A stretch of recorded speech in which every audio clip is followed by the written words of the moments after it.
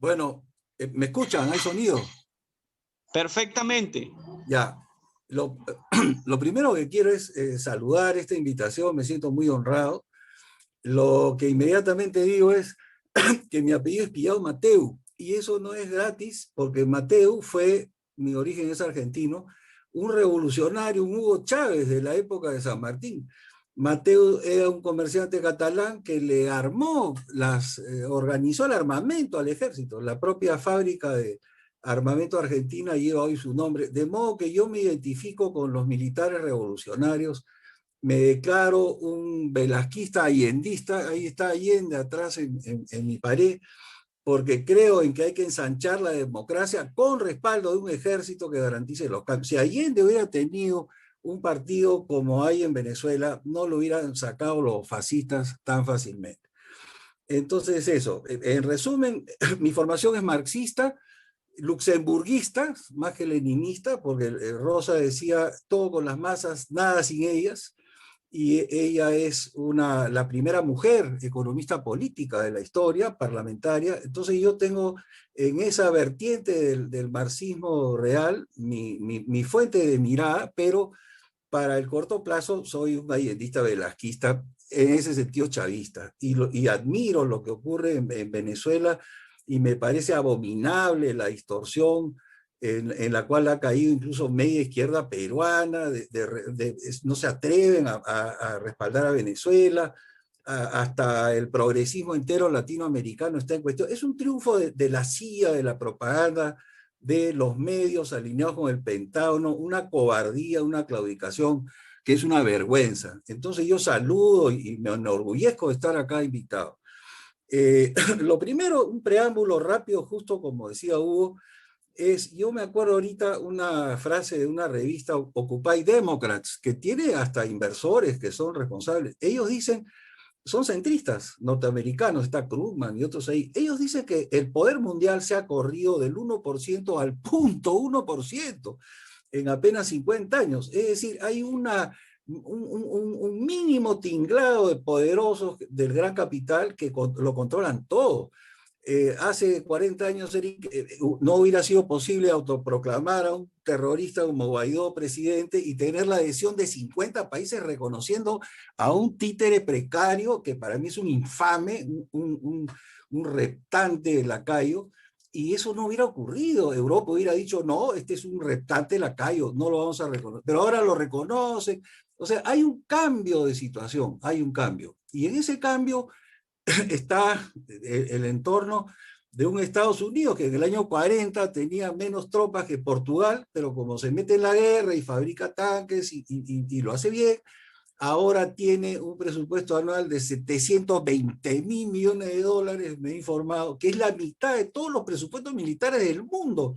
Tiene 155 bases militares en 80 países. Y cuando a Venezuela le asesora 10 médicos cubanos y dicen, oh, el imperialismo cubano, ya es un chiste gallego, como decimos acá, el pregón el norteamericano y la estupidez supina de hasta media izquierda que cae en ese asunto. Ese es mi preámbulo, ¿no? Ahora bien, habiendo hecho ese preámbulo, la advertencia de estos tiempos, como señala Hugo, es el famoso lawfare, ¿no es cierto? Law más warfare, que es usar la ley como armamento, warfare. Eso es, o sea, es una colada de mosquitos deliberada, nunca falta, obviamente, en Lula habría algunos corruptos del PT, pero todos se lo imputan a él, lo encarcelan, y así andan colando mosquitos de este tamaño, tragando dinosaurios, ignorando que se le rompen las piernas a un país como Venezuela, ¿no es cierto? Lo evalúan como atleta, pero nadie cuenta que le rompieron las piernas, que le pusieron un saco de arena. O sea, en realidad es ya casi estúpida, ni siquiera es una traición a la propia inteligencia. Cualquier capitalista hace una evaluación y suprime los factores exógenos. No, pero acá no. O sea, es un tema ideológico de anticomunismo visceral que tiene 100 años. Viene de Goebbels y aún desde la época del siglo XIX. Bueno, entonces, hecho ese preámbulo, porque está acá presente, está el señor Vargas Llosa, que es para mí un gran escritor, pero es un deplorable Goebbels del siglo XXI. Ese señor es la punta de lanza del anticomunismo, yo diría mundial.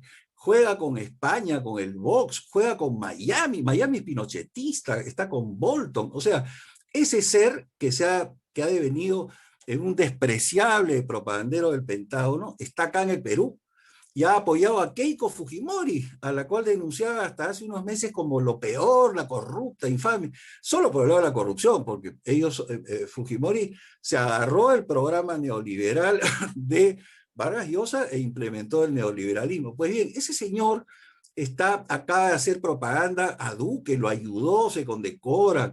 Entonces, ese modelo, el terrorismo de Estado democrático, Duque, Piñera, Bolsonaro, es lo que está prevaleciendo. A mí no cabe duda que si fuera por el Pentágono, en Venezuela habría una Iraxuela, ¿no? O sea, estos tipos les importa un bledo que hay una guerra civil. Entonces, eso está acá rondando y no lo ven así. O sea, hay un anticomunismo ideológico, pero hay también una ignorancia supina, en media izquierda, como digo. En mi época no teníamos, no caíamos tan fácilmente en la colada. Como él dice, al maestrito le imputan tener adherentes, maestros, que siendo maestros podrían ser ultras, pero no están, digamos, aquilatando el verdadero significado grande que ahora tiene el maestro, que lo trasciende a sí mismo. Y ese es un problema. Yo creo que el maestro no está preparado para el tremendo encargo que tiene. Y tiene tropiezos y tiene a veces dudas y convergencias evangelistas con, vamos a decir, el pensamiento retrógrado de los ultracatólicos. Entonces ahí hay un mix y nosotros, Verónica, yo formo parte del grupo de Verónica, nos hemos acercado y esa es la nueva situación. Pero voy a ordenar un poquito y voy a medir mi tiempo. Lo primero que quisiera remarcar es lo que dice un gran cientista político nuestro, Sinesio López. Dice que la sociedad peruana está tan fragmentada, es tan disociada, los andinos no interesan, que es irrepresentable. O sea, la sociedad misma tiene una atomización tal que no se sabe quién representa a quién. Usted va a microempresa de un distrito y hay 5 representantes y los partidos son otro tanto. Sinesio usa la frase, son como una microempresa de compra y venta de logotipos y de curules, y eso es, cualquiera de cualquier tendencia está en cualquier partido, o sea, excepto los que son, digamos, sólidos en su coherencia, que puede ser derechista, el fujimorismo, el APRA, que ya se extinguió, y nosotros, los demás son cualquier cosa. Y ahí el grupo del maestro tiene una coherencia, pero era bastante mínimo, ¿no? La verdad. Y en la primera vuelta había una especie de pugna entre lo que un periodista llama los 7 enanos, o sea, nadie pasaba del 8%. Y entre esos enanos empieza a destacar Verónica, nuestra Verónica. ¿A destacar de qué manera? Gana, por ejemplo, en las encuestas de televisión, el 40% de apoyo, todos los demás juntos 60%. Y así, y entonces Verónica sí era para la derecha un verdadero peligro. El maestro estaba diluido entre los 7 enanos. Y entonces en la última semana hay, como dice Hugo, un crecimiento, pero también un favorecimiento deliberado de este candidato. Ellos dicen, este candidato es facilongo, como decimos acá. Le empiezan a regalar, por ejemplo, el programa Cuarto Poder, le regala 1 hora, lo saca a llorar. La derecha lo comienza a levantar para que Verónica no entre a segunda vuelta.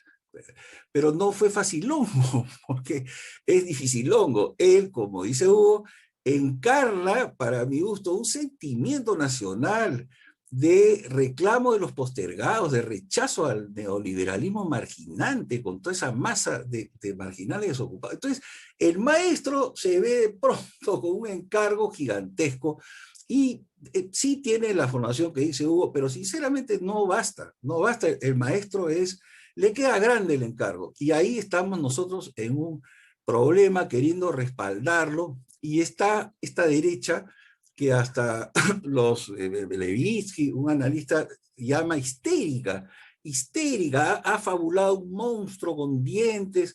O sea, el maestro efectivamente es un hombre que viene de Toledo, fue un radical en la huelga y ahí lo acompañaron los ultras. Bueno, mala suerte, pero eran maestros ultras, eso no es su responsabilidad. Entonces, en resumen, hay una histeria anticomunista alucinante que ya es para la risa, con un desbocado ultrafascista ha clamado para que maten a Castillo y a Cerrón, que sería un segundo de ahí. Bueno, en resumen, esa histeria de la derecha tiene, sin embargo, gente ecuánime, los que cortan el jamón, como decimos acá, los grandes mineros, y yo he tenido acceso a un reporte de JP Morgan, que son unos consultores prestigiados para los inversores. El factotum de la derecha minera, que es Roque Benavides, ha dicho, tranquilo, primero que el Congreso no va a permitir cambio de constitución, para los cambios de porcentajes podemos conversar, o sea, los que cortan el jamón no están tan asustados como le ordenan a su prensa gritar, ¿no?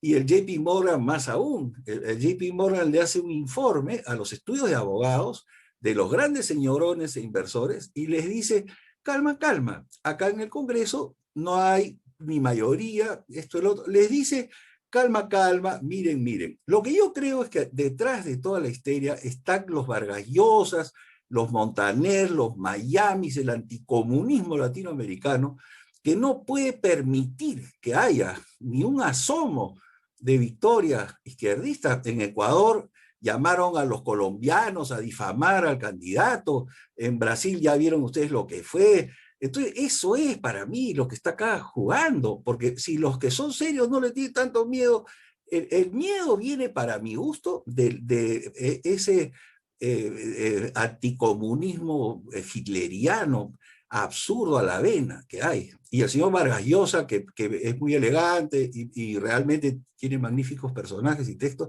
es un miserable, un vocero del Pentágono. Entonces, en eso estamos. Por el lado de la izquierda, ¿cómo se llama? Yo sí, hay matices, hay algunos que están cautos, ahora ya va teniendo gente de centro incluso un poco más de respaldo el maestro por el temor a esta señora, que sería un Duque, un Bolsonaro. Esta señora está además... Bueno, no sé si ya el tiempo está pasando. Usted corríjame, compañero, ¿sí o ya quedó? Hay una música también. Por favor.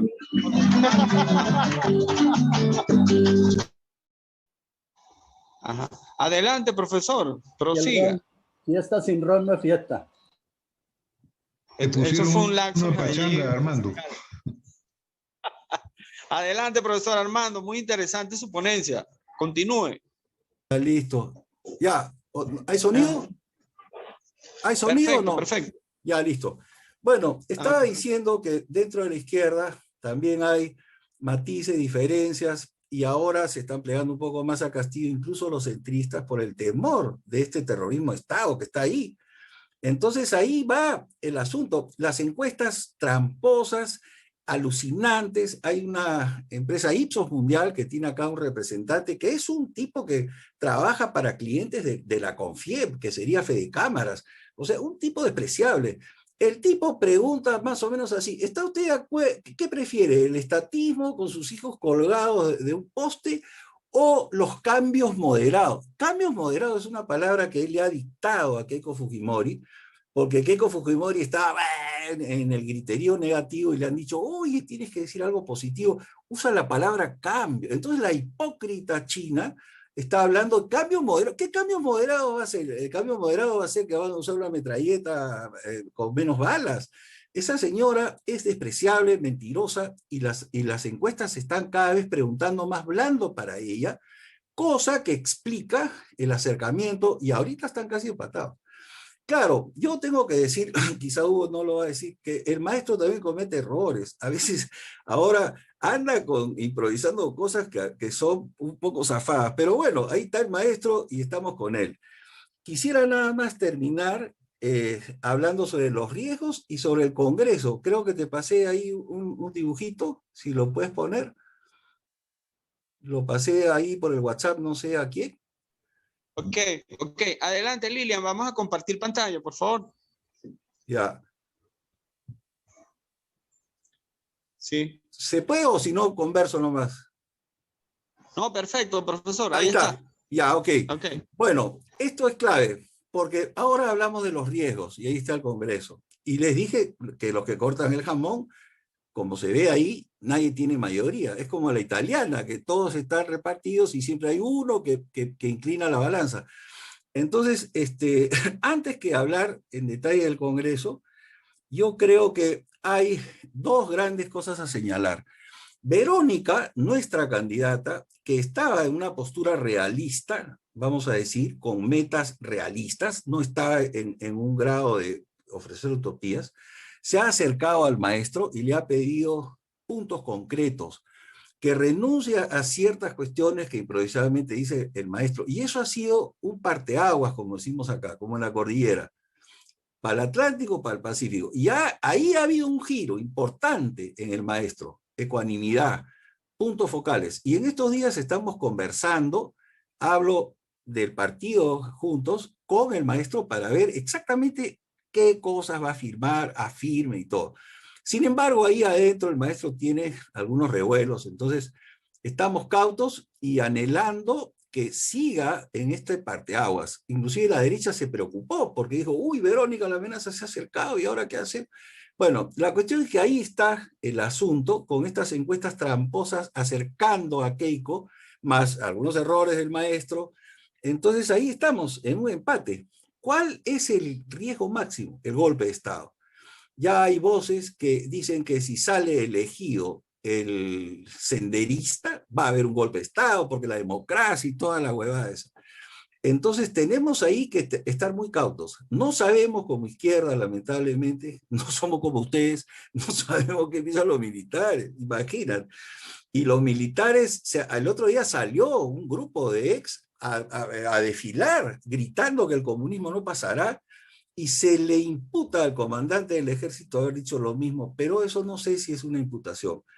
Yo también tengo confianza en gente como el general Martos, que estuvo a cargo del premierato hace poco con Sagasti, o no, perdón, con el anterior, ya en Perú va cambiando, con Vizcarra, y Martos elogió a los jóvenes en la calle, estilo Colombia, estilo Chile, que repelieron a Merino. Merino es un anticipo de lo que puede venir. Los jóvenes lo repelieron y un militar lo saludó. Ese militar también sacó a un premier derechista que quería relajar la atención de la pandemia. Entonces ahí tenemos, pero como una esperanza delgada. Es, la izquierda, como dice Sinesio López de la Sociedad, es todavía muy pequeña. Este no es un partido como deben ser ustedes. Acá no se dialoga con los militares, o sea, no se sabe ni siquiera. Entonces, esa izquierda precaria que está cruzando los dedos y conversando con Castillo enfrenta toda una hostilidad de los medios, una hostilidad sin duda del Pentágono, de los voceros del Pentágono como Vargas Llosa, el más calificado, y eso es, ahí estamos. Y el golpe de Estado ni siquiera sabemos, pero es una, si Allende, que era un tipo recontrademócrata, probado, que no era el maestrito, sino vamos a decir, un político de polendas, le quisieron impedir asumir, ni siquiera asumir, querían sublevar al ejército. Entonces, yo creo que está esa posibilidad en el horizonte más cercano. Y luego pasemos a ver el Congreso, que es lo que analizaban los que cortan el jamón. Ahí yo quiero que miren ustedes rápido los votos que tiene cada quien. Perú Libre, que es el lápiz, el partido del maestro, tiene 37. Juntos por el Perú, nosotros apenas 4. Y le he puesto una sombrita roja porque sería la izquierda. Adentro hay, sin embargo, en la sombra roja hay algunos celestes que empalman con el ultraderechista fanático medieval Aliaga, que es un hombre del Opus Dei, de la iglesia más conservadora, porque el maestrito es evangelista y tiene nexo con iglesias retrógradas en materia de libertades para la mujer. Entonces yo he puesto los colores así diferenciados para que ustedes vean. Entonces, en general hay todos esos rojos 42 de izquierda, sombreados de rojo, con los celestines ahí, luego hay 32 morados, digamos, en el sombreado moradicio. Ese centro se compone de una parte de los de Acción Popular, los negros, una parte de Soto, que puede ser centrista, una partecita de Acuña, o sea, ahí como que hay escisiones posibles. Esto es una especulación mía. Las curules son las que han sido elegidas, pero el alineamiento es una especulación mía que más o menos razonable.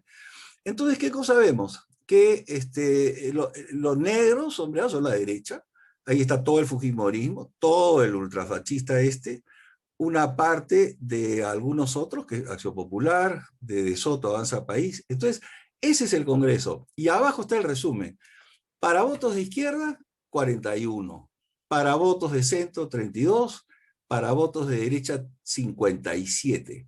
Y en negro se recompone todo por el lado de la iglesia, de los cucufatos, de los no te metas con mis hijos, incluyendo a los del maestro, ahí tienen 52. Las cifras mágicas son 65 y 87. Para cualquier ley, 65. Y nadie, o sea, tendríamos que agruparnos con el centro, que a la vez puede coquetear con la derecha. Y para 87, nadie, ni hablar. O sea, que una reforma constitucional es muy difícil. La Constitución contempla, sin embargo, que con 1 millón de firmas o más, los ciudadanos pueden reclamar un plebiscito de consulta. Y esa es la vía que el maestro está tentando y se la quieren bloquear, diciendo que por qué. Pues no, eso está. Y está porque podría haber un Congreso obstruccionista y un Ejecutivo obstruccionista y al ciudadano no le queda nada, excepto... Entonces, por eso es que así están las cosas respecto de las leyes, respecto de la campaña y respecto de las posibilidades. Y ahí me quedo porque hablo demasiado. Muchas gracias. Excelente, profesor Armando. De verdad que estamos bastante complacidos por la extensa y profunda exposición que acaba de realizar usted de este importante tema. De igual manera, el profesor Hugo. Les informo a todos los que se están conectando el día de hoy que estamos saliendo también por Instagram, por YouTube y por Telegram, que son los canales a través de las cuales la Escuela de Formación Política Antonio José de Sucre imparte su enseñanza. Los invitamos precisamente a que ingresen y accesen a nuestra aula virtual, donde estamos desarrollando nuestros cursos, talleres y diplomados, donde precisamente nuestra población objeto fundamental es la juventud del partido se forme para la patria buena y para el país que precisamente estamos construyendo y desarrollando. Pues. De igual manera, saludar a todos aquellos que se han conectado el día de hoy y que una vez que se cumplan las formalidades tendrán sus debidos certificados, ¿no? Ahora los invito a que tomen papel y lápiz porque estos participantes son preguntones, pues, y aquí tenemos un conjunto de preguntas que en la medida de sus posibilidades, bueno, le den respuesta. José Luis, ¿me permites una aclaración brevísima? ¿Cómo no? Adelante. No, así como mi amigo Armando Pillado ha rescatado su segundo apellido, Mateu, yo quiero rescatar mi nombre, y yo no me llamo Humberto, me llamo Hugo, como el comandante Hugo Chávez. Humberto Cabiese. Hugo Cabiese. Hola, Humberto. Ya, eso nomás. No, disculpe, un error de producción aquí, porque no son lo malo de trabajar en vivo. Bueno, profesor Hugo, mi disculpa en nombre de la escuela. Bueno, vamos a comenzar ahora precisamente el ciclo de preguntas y respuestas, ¿no? Vamos a tratar de dividirla en dos bloques, ¿no? Comenzando por el profesor Hugo. La primera pregunta, profesor.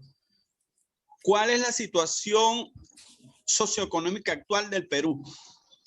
Segundo, ¿cómo se evalúan los niveles de abstención de la primera vuelta? ¿Se puede repetir esos niveles en la segunda?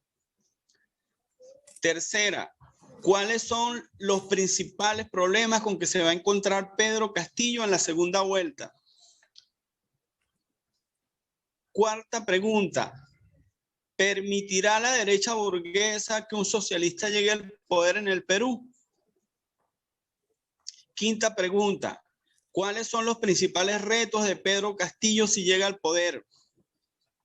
La sexta pregunta. José Luis, discúlpame, pero no vayas tan rápido que no puedo tomar bien nota. Humberto, toma adelante, nota. adelante. Voy por la cuarta. Ajá. Por la cuarta. ¿Permitirá la derecha burguesa que un socialista llegue al poder en el Perú? Ya. Ok. La quinta. ¿Cuáles son los principales retos de Pedro Castillo si llega al poder?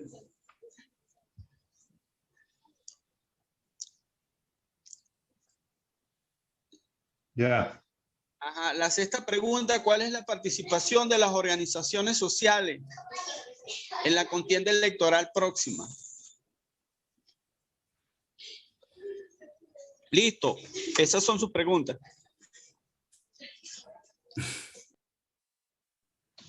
Ya. ¿Las respondo ahora? ¿Sí? ¿Ah, José Luis? Adelante, adelante, sí. Ya, bueno, lo primero que tendría que decir es que estas preguntas son como para que tomarme examen en un examen de grado de doctorado, ¿ah? Ya. Son como para pasarme una hora, pero en fin, vamos a tratar de ir punto por punto. ¿Cuál es la situación socioeconómica y socioeconómica del país? Creo que en mi primera intervención mencioné algunos asuntos, pero yo lo resumiría en 4 temas, hasta 5.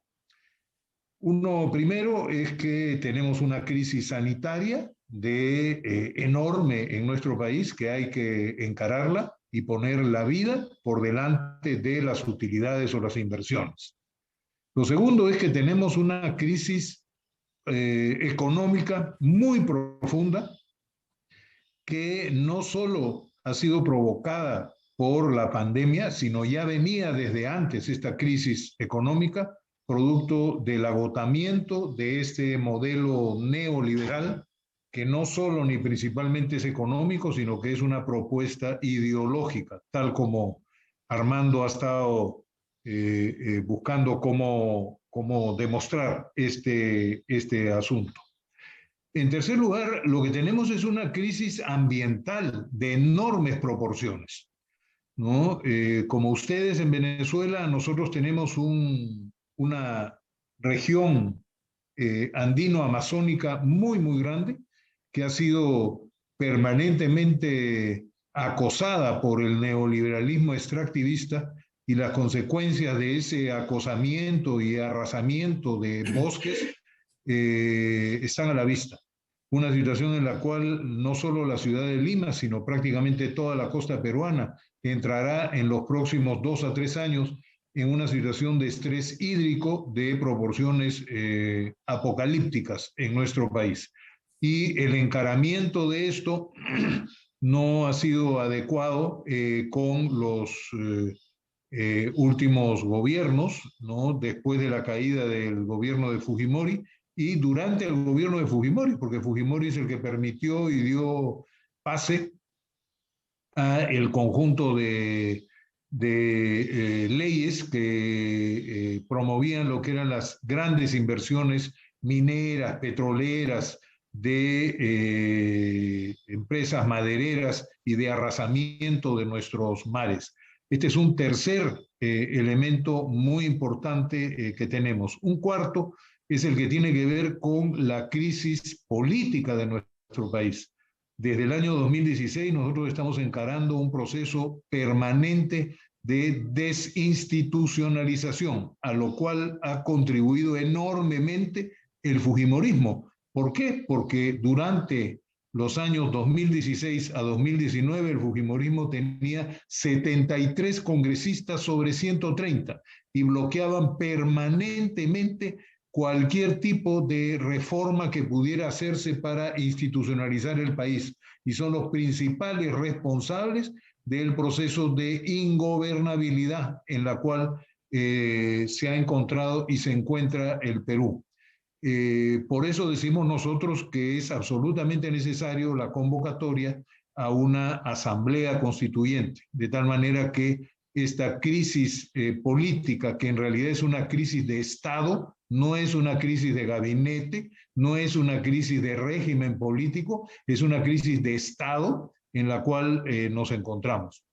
Y un último punto tiene que ver con algo que lamentablemente cruza a toda América Latina y el Caribe, y es el tema de la seguridad ante la presencia de fuerzas organizadas como fuerzas criminales, ¿no? De el tema, digamos, no solo ni principalmente la agenda que le interesa a los Estados Unidos, que es la lucha contra el tráfico ilícito de drogas, en el caso del Perú por cultivo de hoja de coca, sino contra todo tipo de delitos que están articulados entre ellos. Es decir, los delitos del tráfico ilícito de drogas, de tala ilegal de madera, de tráfico de armas, de minería ilegal, de trata de personas, de contrabando, y todo esto anidando lo que es la enorme corrupción en la cual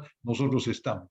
Este tema pone el problema de la seguridad ciudadana por delante, y por eso la presencia de un maestro como Pedro Castillo, rondero además, para instalar en nuestro país no solo rondas campesinas, sino rondas ciudadanas que permitan que sea la sociedad civil la que se encargue de la seguridad de los ciudadanos del campo y la ciudad frente a una policía que está corrupta, corroída por el narcotráfico, corroída por estos delitos.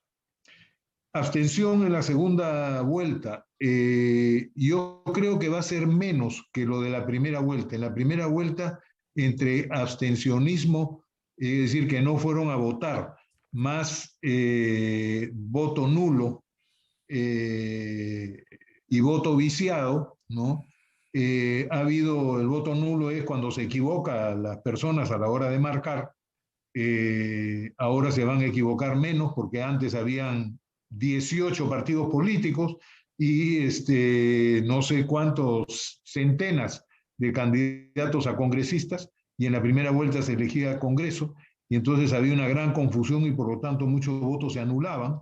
En este momento hay 2 personas nada más que van a deslindar, entonces los votos nulos van a disminuir, los votos viciados podrían haber de algún sector, yo creo que un poco perdido, de la población votante, que dice que no quiere votar por uno y tampoco por el otro, que lo que hay que hacer es anular el voto. Entonces, aún así pienso que la abstención va a ser menor, no del 35%, 30-35% de la primera vuelta, pero sí ir, digamos, lo que normalmente ha sido esta situación en elecciones anteriores, que no llegaban al 20% de la votación nacional. En el Perú, por si acaso, la elección es obligatoria, ¿no? Y a uno lo multan si es que no vota, ¿no? Entonces, esa es la segunda pregunta. ¿Cuáles son los principales retos como tercera pregunta? Bueno, ¿cuáles son? Todos, absolutamente todos los retos tiene el profesor y el equipo que elija para gobernar a partir del 28 de julio. Pero no solo a partir del 28 de julio, ¿no? Una vez que el 6 de junio esperamos que el profesor, la situación es muy difícil, pero esperamos que gane las elecciones, tiene que instalar lo que se llaman las comisiones de transferencia. Y en las comisiones de transferencia es donde se le van montones de problemas. Las comisiones de transferencia son esas comisiones que se dan para cada una de las instituciones del Estado, ¿no? Y lo que necesita el profesor no son algunas personas, no es así. Se necesita, para poder gobernar en el caso del Perú, no menos de 5.000 funcionarios de alto nivel, ¿no? Que permita que el aparato del Estado continúe funcionando hasta que se modifiquen muchos de estos funcionamientos a consecuencia de la Asamblea Constituyente. Entonces, este es un reto enorme que él va a tener entre la segunda vuelta y la instalación del gobierno. La segunda vuelta es el 6 de junio y la instalación del nuevo gobierno el 28 de julio, es decir, más de mes y medio, en donde se van a negociar montones de cosas. Entre otras cosas, en el Congreso de la República va a haber el reparto de lo que son las diferentes comisiones en donde se discuten las leyes, porque obviamente el profesor va a tener que presentarse en un mensaje a la nación en donde a su vez presente al país una serie de dispositivos legales para poder ser aprobados por este Congreso. Y ahí, frente a este panorama que nos ha dibujado Armando, en ese dibujito realmente muy bueno, Armando, te felicito porque creo que expresa lo que va a ser la realidad de este Congreso totalmente atomizado, ¿no? Y con alineamientos extraños, por decirlo menos, en ese Congreso. Sí. Frente a esa situación, el profesor va a tener que hilar fino, ir sobre el filo de la navaja para poder efectivamente darle gobernabilidad a nuestro país. Un país que ha sido desinstitucionalizado adrede por el fujimorismo, con el apoyo, por supuesto, del imperialismo, que no quiere de ninguna manera que nuestro país sea viable. Solamente busca que sea viable a través de la mafia, a través de la corrupción, a través del autoritarismo, a través de la criminalización de las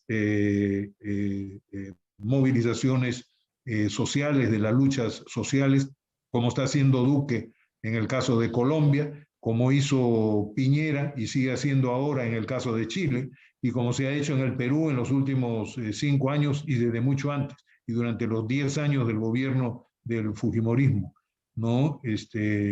Asesinando personas, metiendo las presas, persiguiéndolas, etc.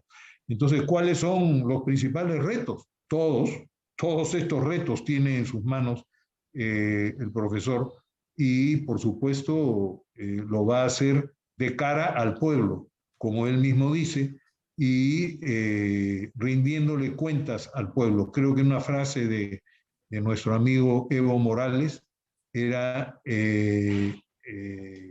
gobernar no mandando, sino gobernar con el pueblo, mandando el pueblo, o algo así es esa frase.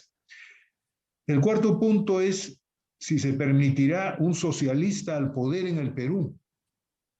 Bueno, es parte de los retos, ¿no?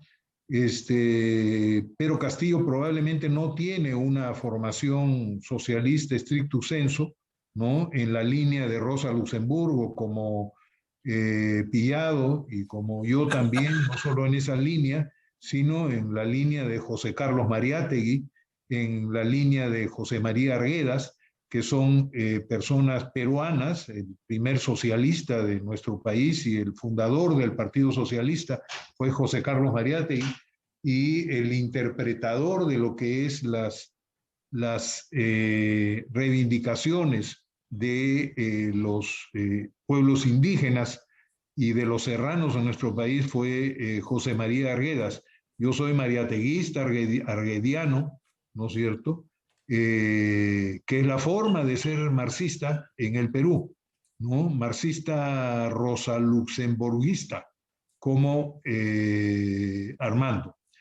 Ahí sería bueno que el profesor Castillo lea pues a doña Rosa Luxemburgo para darse cuenta que el tema de tener una perspectiva de género es muy, muy importante. Ahí hay un punto efectivamente de discrepancia con el profesor, ¿no? Y con el partido que lo ha acogido. Y hay un gran debate a dar. Él no se ha negado al debate, ha dicho que en la Asamblea Constituyente esto de la perspectiva de género se va a discutir, pero curiosamente en este tema está de acuerdo con la Fujimori, ¿no? Sí. Y entonces ese es un problema. Pero en fin, habrá que hacerle leer las obras de Rosa Luxemburgo y para no irnos tan lejos, la gran obra de una extraordinaria Claro que sí. mujer amazónica peruana que fue la que le enseñó sobre la Amazonía a José Carlos Mariátegui, que es una doctora, la primera jurista formada en la Universidad de San Marcos, Miguelina Acosta Cárdenas. Ella era de Yurimaguas, ¿no? Una gran mujer, extraordinaria mujer que participó en la lucha por las 8 horas y gran colaboradora de la revista Mauta de José Carlos Mariátegui. Dicho sea de paso, un gran lector de las obras de José Carlos Mariátegui era justamente el comandante Hugo Chávez, un gran lector de esas obras, y siempre en varios de sus discursos ha mencionado a José Carlos Mariátegui. Esa es la vertiente a la cual pertenecemos tanto Armando Pillado como el que habla. ¿Van a permitir que un socialismo de este tipo esté en el Perú? Bueno, no solo socialismo, cualquier tipo de reformismo más o menos radical no lo va a permitir los Estados Unidos. Y ese es un gran desafío para todos los revolucionarios, no solo del Perú, sino de América Latina, para defender este proceso una vez que se instale. El quinto punto es cuáles son los principales retos. Para mí son 4. 1, encarar la pandemia. 2, tener una política para reactivar la economía, lo que nosotros hemos llamado el plan Chamba, trabajo, en la consecución del trabajo, ¿no? Eso es importantísimo. Tercero, lo que tiene que ver con el maestro, es la reposición y la presencia física, y si no, a través de medios tecnológicos, de la educación en nuestro país. Eso es importantísimo. Y 4, los temas de seguridad. Y los temas de seguridad hay que encararlos desde nuestro punto de vista, y creo que el profesor está de acuerdo, con una perspectiva comunitaria, con una perspectiva preventiva, ¿no? Como lo que ha estado haciendo durante muchos años el sandinismo en Nicaragua, ¿no? En Nicaragua, a diferencia de los otros países de Centroamérica, no hay esa delincuencia ni bandas delincuenciales como las que hay en El Salvador, en Guatemala y en Honduras. En Nicaragua no, porque tienen una perspectiva comunitaria y una perspectiva preventiva. No tienen una posición de encarar el problema de la delincuencia como un problema de seguridad nacional. Cuando uno tiene una concepción de seguridad nacional, lo que hay que hacer con la delincuencia es arrasarla, encararla como un tema penal, policial y sobre todo militar. Y esta no es la situación. Muchos de los delincuentes son delincuentes por un problema que tiene que ver con el modelo económico de producción, de consumo y de uso energético que nos impone el neoliberalismo. Estos son los 4 retos fundamentales que el profesor Pedro va a tener. ¿Cómo participan las organizaciones sociales? Ya como último punto. A decir verdad, todas las organizaciones sociales después de la primera vuelta y desde antes se han pronunciado por el cambio constitucional, se han pronunciado por un lado a favor de Verónica Mendoza y de Juntos por el Perú, y por otro lado a favor de los otros partidos de izquierda, en particular Perú y el profesor Pedro Castillo. Y Pedro Castillo representa, digamos, a 2 sectores importantísimos. Uno, en las ciudades y poblaciones, como es el ser maestro, dirigente del movimiento magisterial, que es uno de los movimientos sindicales más importantes e históricos que tiene nuestro país. Y 2, es rondero, es decir, una forma organizativa de los campesinos, de los agricultores, enormemente importante. Rondas campesinas hay en costa, en sierra y en selva. En los 3 sectores de nuestro país existen estas rondas, y él representa a estas rondas. Es como decir, en el caso de Bolivia, a quien representaba y representa Evo Morales, a esos sectores organizados del campesinado, ¿no? Lo representaba. Pero no solo eso, han surgido otros sectores, incluso proletarios, como es el proletariado agrícola del norte y del sur, al norte y al sur de Lima, de las empresas agroexportadoras. Y asimismo la Confederación Campesina del Perú, la Confederación Nacional Agraria.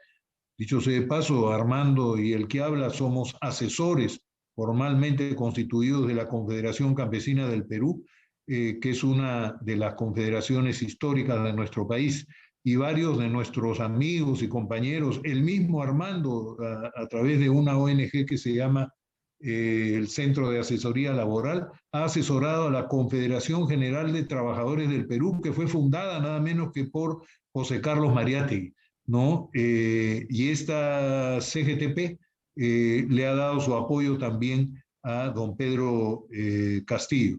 Es decir, él va a ir acompañado por estos sectores sociales. Definir quién va a ir al Ministerio de Trabajo, quién va a ir al Ministerio de Agricultura, quién va a ir al Ministerio del Ambiente, quién manejará la economía, quién irá al Banco Central de Reserva, quién irá al Ministerio de Pesquería, etcétera, es una tarea en la cual el profesor va a tener que dejar de dormir varias noches para comenzar a elegir a las personas más adecuadas para eso. Él ha adelantado la necesidad de tener un Ministerio de Educación, Tecnología e Innovación, así lo llama. Ahora existe un Ministerio de Educación, pero no existe un Ministerio de Tecnología e Innovación.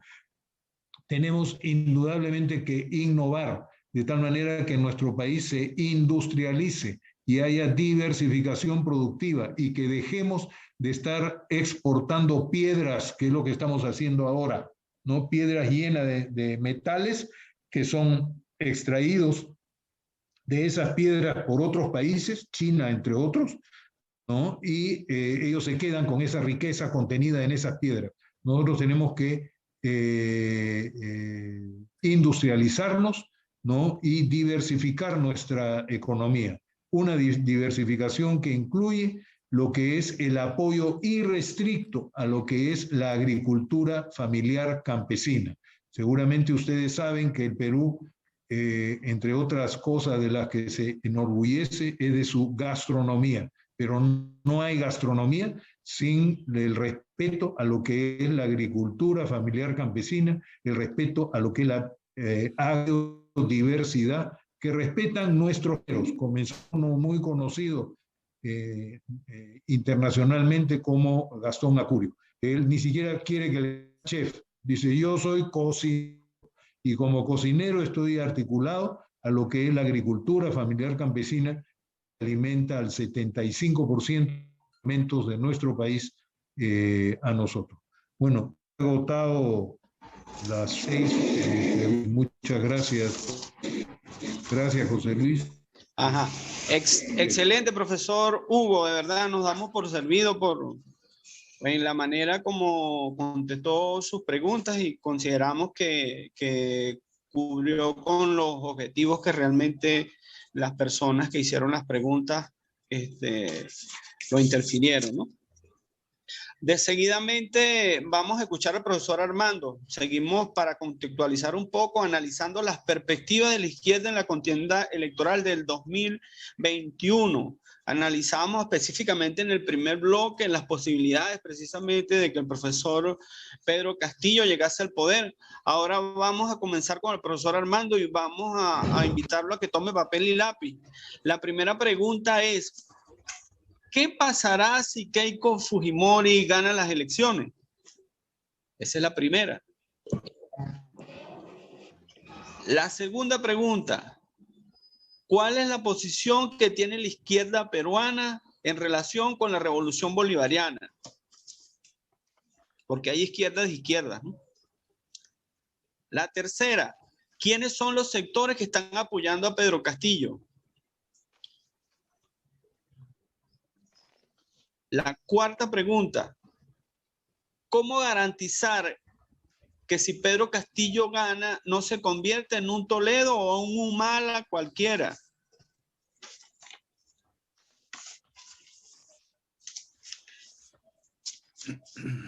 La quinta pregunta. ¿Qué posibilidad hay que los sectores o votos de Verónica Mendoza ayuden al maestro en la contienda del 2000, en la contienda electoral de la segunda vuelta?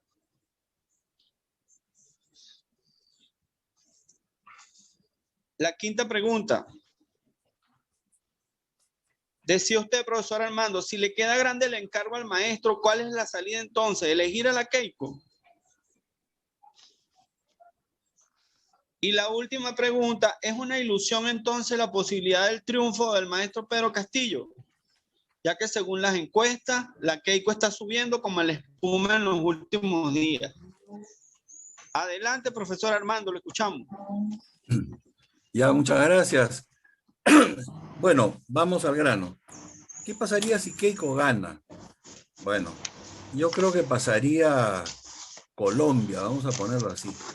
Pasaría Colombia, o sea, en muy poco tiempo esta señora va a colocar todo el aparato del Estado al servicio de las élites empresariales. Va a votar a los fiscales decentes, va a poner a sus jueces, va a legitimar a lo que se llama los cuellos blancos, unos mafiosos judiciales, militares, o sea, va a hacer una reestructuración hacia el terrorismo de Estado de todo. Y en materia económica, obviamente, no va a restaurar derechos sociales, los va a agravar. El mismo agitador Vargas Llosa ha dicho hay que profundizar el modelo, o sea, los neoliberales decían que esto todavía es a media caña, que falta mucho más, que esto, lo otro. O sea, yo creo que se viene del lado de la señora el terrorismo de Estado y del lado del pueblo. Ustedes vieron que a Merino en una semana, Merino era una Keiko tibio. Y si a Merino lo sacamos, a esta señora yo supongo que se la va a enfrentar estilo Colombia, estilo Chile, estilo estos países que están hartos de este modelo. Eso sería lo primero. O sea, veo polarización. Esta señora es hipócrita, no va a tender la mano, no va a dialogar, no hay que creerle nada. Peor aún, como su familia ya está en el tacho de basura para la derecha, se van a portar bien, o sea, van a cortarle la cabeza a la mitad de las organizaciones para obtener el aplauso y la reafirmación de que representan a la derecha, porque ya la habían botado a la basura a la familia Fujimori. Bueno, lo otro que me preguntabas es sobre Venezuela. Sobre Venezuela la opinión es lamentable. Es lamentable, la República tiene periodistas que están contra el director del diario de izquierda, Mome, es antichavista, publica las noticias que le manda el Pentágono. Él fue director de la Sociedad Interamericana de Prensa, de los propietarios, todos alineados con la cadena de América. La izquierda misma, adentro. Hasta a Verónica le preguntaron, diga pues si Maduro es dictador, tuvo que aceptar para que no la jodan, como decimos acá. Pero bueno, en resumen, es desastrosa la opinión de la izquierda sobre Venezuela. Le muestra, aquí puso a fulano en el comité tal, dictador, se va a quedar un siglo, o sea, es de un cinismo hipócrita increíble. Netanyahu se queda 50.000 años, toditos los títeres de Europa del Este, no le hacen ningún problema, o sea, es pura hipocresía. Ahí basta leer la Biblia, que habla de colar mosquitos, tragar dinosaurios, de la, ¿cómo se llama?, la paja en el ojo ajeno y la viga en el propio. Es así, es pura hipocresía, manipulación orquestada, propagandística. Y entonces eso lamentablemente tengo que aceptarlo. Yo soy casi un loco acá porque defiendo al chavismo. Pero bueno, eso es una lamentable postura mayoritariamente antichavista, pro Guaidó. Es increíble, alucinante. Si fuera años atrás, ese tipo simplemente tenía la cara de un fascista de la época de los camisas pardas, pero ahora no. Y en el Congreso americano lo han aplaudido. Y a López, el New York Times lo ha consagrado como el Luther King de Venezuela. O sea, ya realmente es ridículo y parece de humor, pero así es. Y eso ha entrado acá. Solo nosotros, los partidos socialistas, y un poco con cuidado, somos castrochavistas, como nos dicen, para humillarlos, y a mí no me humilla nada. O sea, estos países han sido golpeados, o sea, tú no puedes evaluar en abstracto lo ocurrido en Cuba y en Venezuela. Si te sacan la mierda, como decimos acá, 60 años a golpes, ¿qué cosa quieres? ¿No? La sociedad que resulta es el resultado de eso. la tercera pregunta, los sectores que están con Castillo. Las encuestas, clarísimo, dan a la ciudad de Lima, que además tiene muchos pobres. Los barrios altos de Lima están con Keiko, incluyendo, como dije, Vargas Llosa, que la detesta. Todo el mundo, hasta Gorriti, un periodista pretendidamente imparcial, ha dicho, que Keiko, eso sí, que Keiko firme un compromiso y entonces lo respaldan. Están buscando una excusa para respaldar a Keiko. Finalmente, acá los barrios altos, la ciudad de Lima, incluso con toda su masa de gente pobre, es pro Keiko. Las provincias, casi todas, son pro Castillo. Cuanto más rural y más pobre el elector, más Castillo. Hay zonas rurales remotas con 80%, 90% de apoyo a Castillo. Así está la figura. O sea, hablando en términos simples, es los pobres contra los ricos, clarísimo. No tienen ni que tener dos dedos de frente para entenderlo.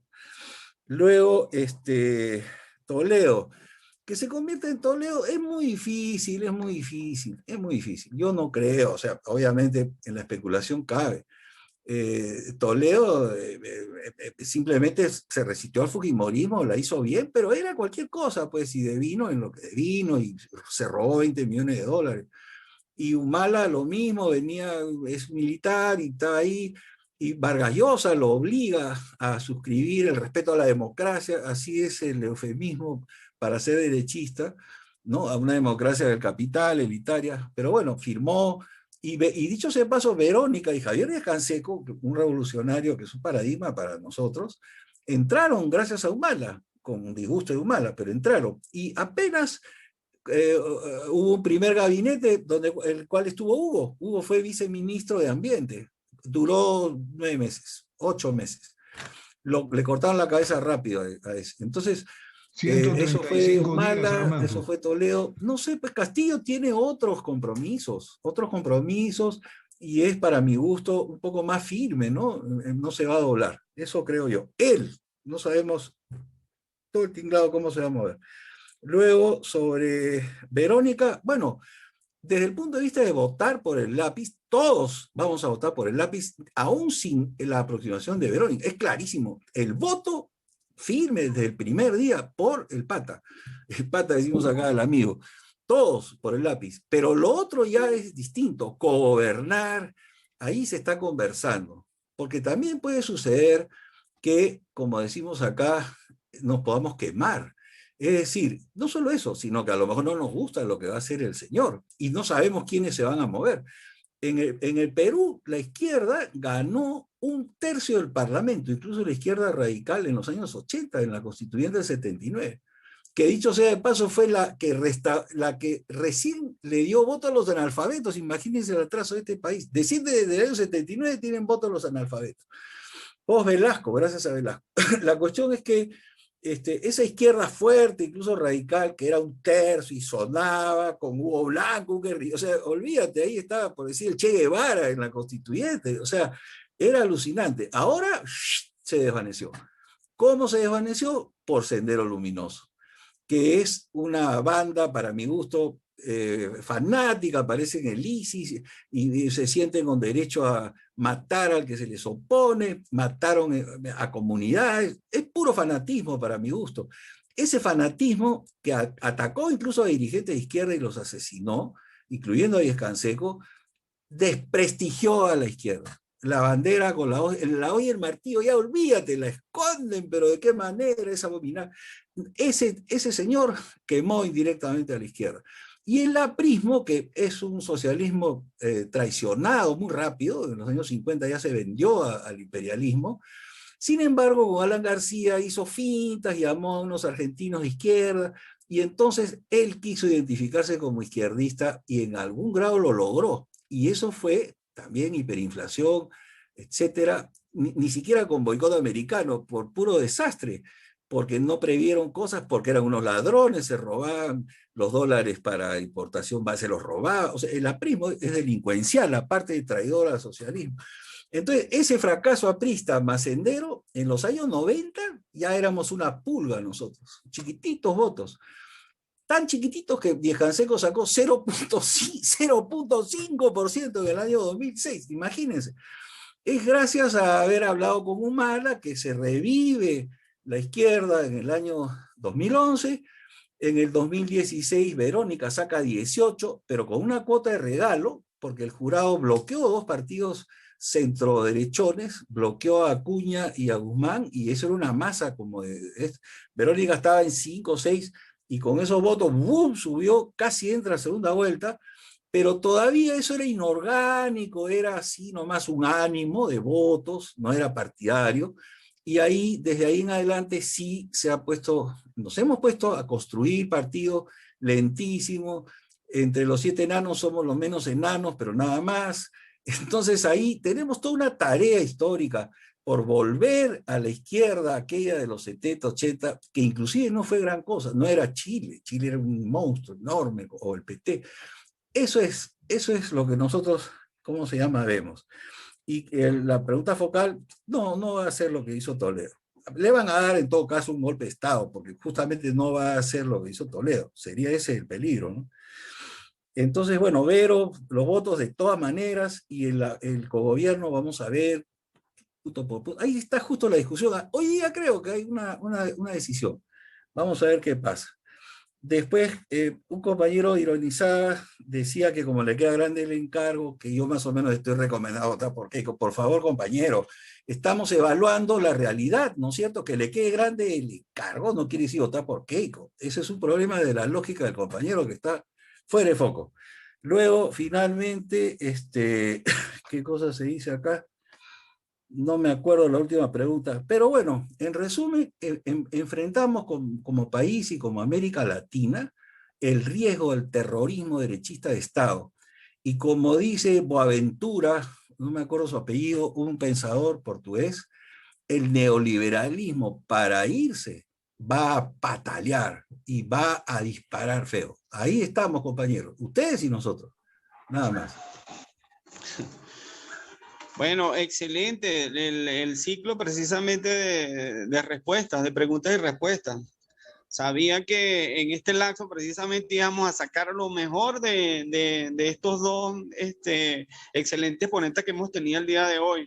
Realmente nos hemos dado un banquete y cumplimos con el propósito real de la actividad, que era conocer en tiempo presente y de primera línea. Y en el lugar de desarrollo de los hechos, como dice un conocido conductor de nuestro país, dos voces legitimadas precisamente en un tema tan apasionante como que es el tema de una contienda electoral que tiene prácticamente en vilo a Latinoamérica en los últimos días, en virtud de la importancia que reviste la lucha que se está librando en estos momentos en la hermana República del Perú. De verdad, nuevamente nos quedamos realmente con las ganas, porque siento que hay muchos temas que tratar y que se mantengan en línea, porque ya automáticamente son profesores de nuestra escuela y en algún momento los y alumnos también, compañeros. Los estaremos entrando en comunicación para invitarlos, para tratar otros temas que necesariamente no tienen que ser estos, ¿no?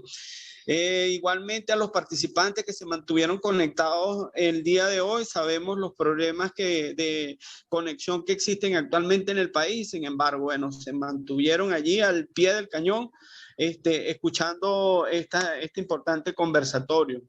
Y de igual manera invitarlos a que precisamente ingresen a nuestra aula virtual, y que estamos próximos a comenzar la segunda corte del año actual, donde vamos a dictar cursos, diplomados, talleres, y que estén precisamente en línea con los conversatorios de los miércoles, donde hemos abordado temas que desde la universalidad del conocimiento, desde la realidad latinoamericana, la literatura, la filosofía, los temas que de una u otra manera transversalice toda la formación y de la parrilla académica que lleva nuestra escuela, pues.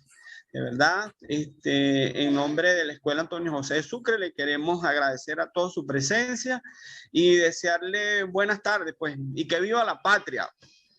Adelante. La patria, viva Venezuela. Muchas gracias. Fuerza, compañero, fuerza. Okay. Muchas gracias. A ver.